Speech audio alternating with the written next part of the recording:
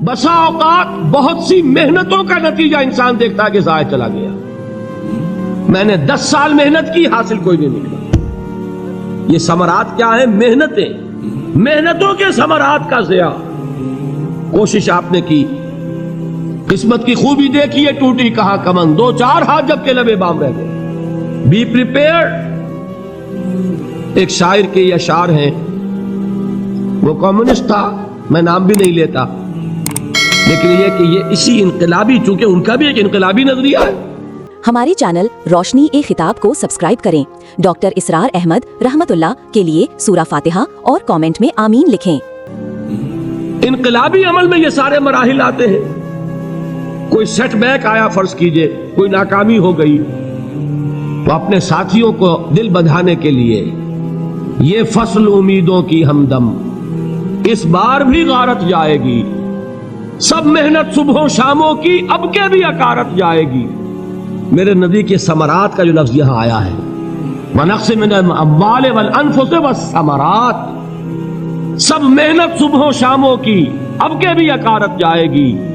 دھرتی کے کونوں کھدروں میں پھر اپنے لہو کی کھاد بھرو، پھر مٹی سینچو اشکوں سے، پھر اگلی رت کی فکر کرو، پھر اگلی رت کی فکر کرو، جب پھر ایک بار اجڑنا ہے.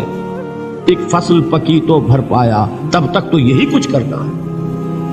ایک مقصد ہے سامنے، انقلاب برپا کرنا ہے. ایک کوشش ناکام ہو جائے کوئی پرواہ نہیں، نیکسٹ. پھر تیار رہو ناکامی کے لیے. ایسا نہ ہو جو انگریزی میں کہتے ہیں hope for the best but be prepared for the worst.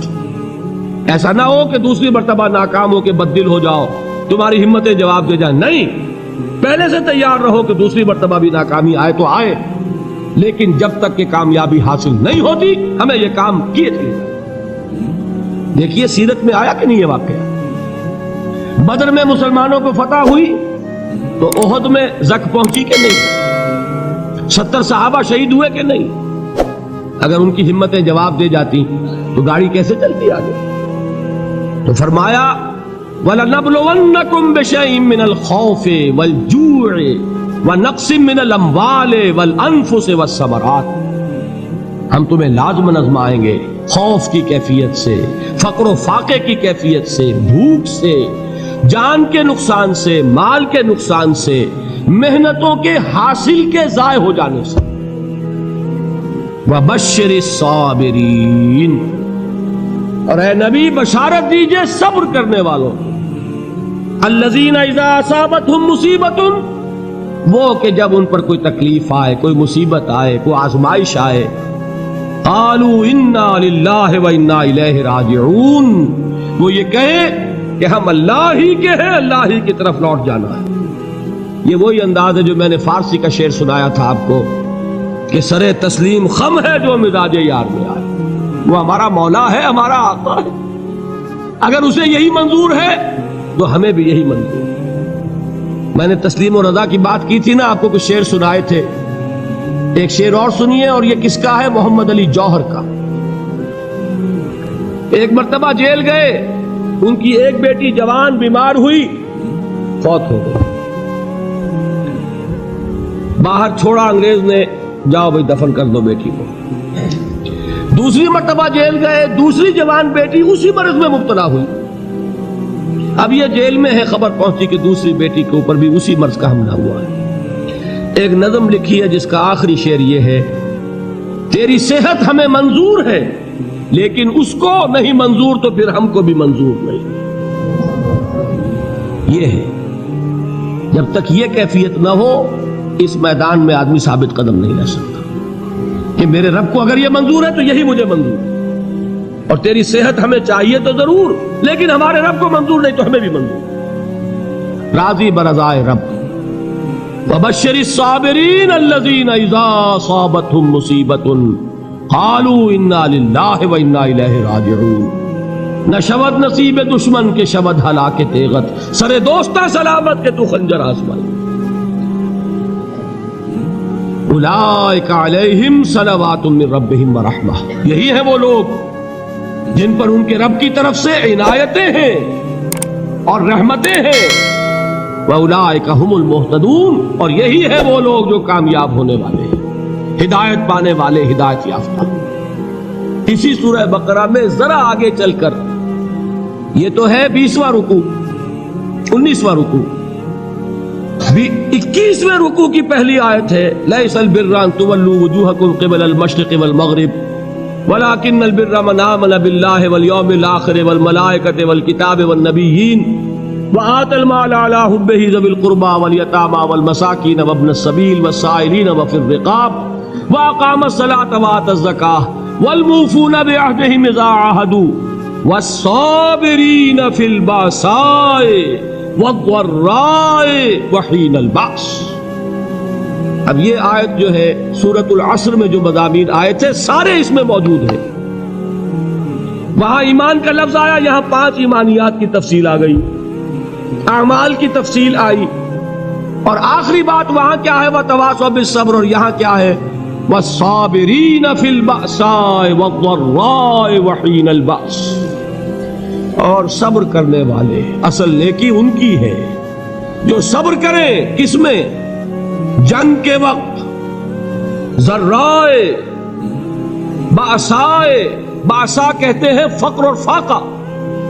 واحد آئے گا باس تو اس کے معنی جنگ، اور باسا جمع میں آئے گا تو فاقہ، فقر، بھوک. اور ذرائے جسمانی تکلیف، ضرر، جسمانی تکلیفوں میں صبر کرنے والے، فقر اور فاقے میں صبر کرنے والے، اور جنگ کے وقت صبر کرنے والے. اولئک الذین صدقوا واولئک هم المتقون. یہ ہیں وہ لوگ جو صبر کرنے والے ہیں، یہ ہیں جو سچے ہیں، جو اپنے دعوے میں نیکی کے اور ایمان کے صادق ہیں، اور یہی وہ لوگ ہیں جو متقی.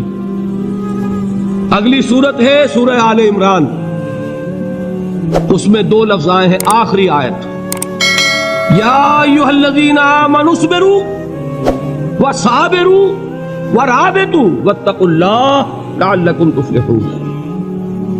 دیکھیے یہاں صبر اور صابر، جو تعلق جہد اور جہاد کا ہے وہی ہے صبر اور مصابرت. صبر ایک طرفہ عمل ہے، آپ جھیل رہے ہیں، برداشت کر رہے ہیں. صبر علی المعصیہ، صبر علی الطاعہ، صبر علی الابتلاء، یہ سب کیا ہے؟ صبر. اور مصابرت کیا ہے؟ صبر کا صبر سے مقابلہ. یہ سورہ آل عمران اب وقت نہیں ہے، میں آپ کو سناتا اللہ تعالیٰ نے کیسے کیسے مسلمانوں سے کہا. مسلمانوں تمہیں زک پہنچی ہے تو انہیں بھی تو پہنچی تھی. ان کے 70 نہیں مارے گئے تھے بدر میں؟ ان کے حوصلے جو ہیں وہ تو پست نہیں ہوئے، وہ اگلے سال آ گئے تم پر چڑھائی کر کے. تم کیوں اتنا برا مان رہے ہو؟ تمہارے دل اتنے زخمی کیوں ہو گئے؟ تمہیں تکلیف پہنچتی ہے تو انہیں بھی پہنچتی ہے. اپنی غیرت جو ہے ہمیں ذرا اس کا جائزہ لینا چاہیے. لوگ باطل نظریات کے لیے کتنی قربانیاں دے رہے ہیں، لوگ باطل چیزوں کے فروغ کے لیے کتنی محنتیں کر رہے ہیں. جیسا کہ میں نے ابھی کہا تھا، اسی غیرت کو چیلنج کرنے کے لیے، ذرا آپ کی حمیت دینی کو جوش دلانے کے لیے. قادیانی نوجوان کتنی تعداد میں اپنے آپ کو دین کے لیے وقف کرتا ہے، اور آپ کتنے نوجوان ہیں جو اپنے آپ کو دین کے لیے وقف کرتے ہیں. اور وہ کھاتے پیتے گھرانوں کے لوگ. یہ نہیں ہے کہ اگر کوئی اور کام نہیں کر سکتا تو پھر یہ ہے کہ وہ دین کے کام میں لگ جائے. باصلاحیت لوگ، کھاتے پیتے لوگ، ذہنی استعداد رکھنے والے لوگ، اونچے گھرانوں کے لوگ، وہ وقف کریں اپنے آپ کو دین کے لیے. اس کے بغیر کیسے باہر آ جائے گی، کیسے رونق آ جائے گی؟ تو دنیا میں باطل نظریات والے جو ہیں، یہ بات کہی گئی ہے مسلمانوں تم اگر توحید کے لیے لڑ رہے ہو، دیکھتے نہیں ابو جہل کو، اس نے گردن کٹوائی ہے شرک کے لیے، شرک کے لیے گردن کٹوائے، اور تم توحید کے لیے گردن کٹوانے کو تیار نہ ہو. اس نے گردن کٹوائی کہ نہیں کٹوائی؟ اور کس طرح کٹوائی ہے؟ جو کہ بڑا متکبر قسم کا، فرعون قسم کا شخص تھا. جب گردن کاٹنے لگے تو کہتا ہے ذرا نیچے سے کاٹنا، تاکہ جب تم نیزے کے اوپر چڑھاؤ میرے سر کو تو اونچا نظر آئے، معلوم ہو سردار کا سر. وہ بدبخت مرتے ہوئے بھی جو اس کی کیفیت تھی نا، اس کو ذہن میں رکھی. تو یہ اس لوگوں نے قربانیاں دی، جانے دی. تو فرمایا اگر تم ان سے زیادہ قربانی نہیں دو گے، جو نوٹ کر لیجئے اس کو، मुजर्रद अगर हक को गालिब करना अल्लाह के जिम्मे हो तो आने वाहिद में गालिब कर देगा, तुम्हें तकलीफ ही देने की जरूरत नहीं। समझ रहे? क्या अल्लाह के मुकाबले में कोई बातिल की ताकत ठहर सकती है? ये तुम्हारे ईमान का इम्तिहान है, ये तुम्हारे खुलूस की आजमाइश है, ये तुम्हारे इम्तिहान का सबूत दरकार है कि अल्लाह ताला देखना चाहता है तुम उसके लिए अपनी जानें कुर्बान करने को तैयार हो कि नहीं, तुम उसके लिए तनमन धन लगाने को तैयार हो कि नहीं। और ये जान लो कि अगर कुफ्फार और मुशरिकीन और मुल्हिदीन और बातिल नजरियात वाले वो जो कुछ कुर्बानियां अपने बातिल नजरियात के लिए दे रहे हैं, उनसे ज्यादा अगर तुम नहीं दोगे तो हक गालिब नहीं होगा। उन्होंने जो सब्र किया है अपने बातिल नजरियात पर, अगर तुम उससे ज्यादा सब्र का सबूत नहीं दोगे अपने इस हक पर, तो हक गालिब नहीं होगा। इसलिए फरमाया या अय्युहल्लज़ीना आमनू अस्बिरू वस्साबिरू, न सिर्फ ये कि सब्र करो बल्कि सब्र में अपने दुश्मनों से आगे निकलो, उनके सब्र से बढ़कर सब्र करो। वराबितू, मुराबता कहते हैं चौकस रहना, होशियार, पहरा दो, ऐसा ना हो कि दुश्मन जो है गफलत में तुम्हारे ऊपर कोई हमला जो है कर बैठे। वत्तकुल्लाह, और अल्लाह का तकवा इख्तियार करो, लअल्लकुम तुफ्लिहून, ताकि तुम फलाह पाओ। हमारे चैनल रोशनी ए खिताब को सब्सक्राइब करें। डॉक्टर इसरार अहमद रहमतुल्लाह के लिए सूरा फातिहा और कमेंट में आमीन लिखें।